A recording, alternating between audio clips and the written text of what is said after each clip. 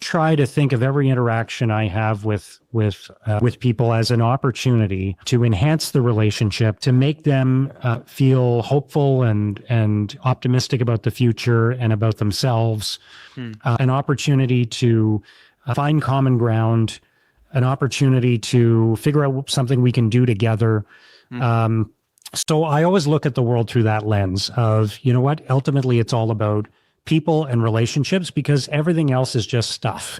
So that's one of the things that I think I would apply, no matter what role I'm in. Yeah, that's interesting. Especially, as an entrepreneur, you're kind of dealing with clients, suppliers, all of that. You've got employees, and as broadcaster, you have to constantly think about like what's being published and who's going to care about what. And of course, as mayor, you care about your residents. And so, that's very fitting. And the most important thing to anyone, we live in a world where your personal brand matters, right? Where you need to build up some equity in your own personal brand. And ultimately, what you need is for people to have a favorable feeling about you, right? And and every interaction is an opportunity to invest in that.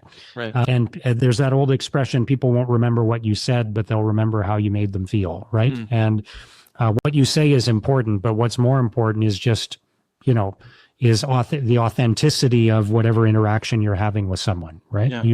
And that, that's another lesson I would say that's really important is when you're in a leadership role, authenticity is huge. And it's so, it's so tempting in a leadership role, and especially in a political role, to try to portray yourself in a certain way or to spin things a certain way. But you got to be yourself. You got to be true to yourself no matter what. You've got to be authentic. And you can see, politicians who have been successful in recent years are those who have been authentic and who are genuine in their interactions with people. And those who are not are the ones who are perceived as being fake or contrived, right? So, right. Yeah. And so I think that's a leadership lesson for everyone, is just to retain that authenticity, be honest and transparent, be true to who you are, be clear when you think you've made a mistake and admit to it. Don't try to spin things, just be very real about everything. I think that's great advice. Yeah. I mean,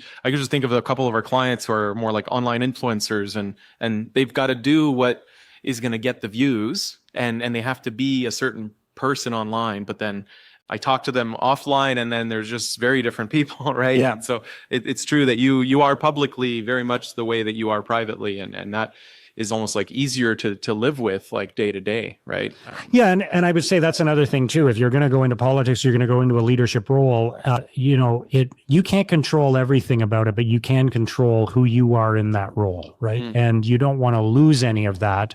The greatest regret I would have at the end of my political career is if in some way I changed because of not for the better. I mean, I'm sure I can change in positive ways, but that I gave up something of myself, or I compromised my own values, or I'd rather lose a political battle than lose lose an internal personal battle with my own values, right? If you can retain yourself and your true self through all of that, then that's the most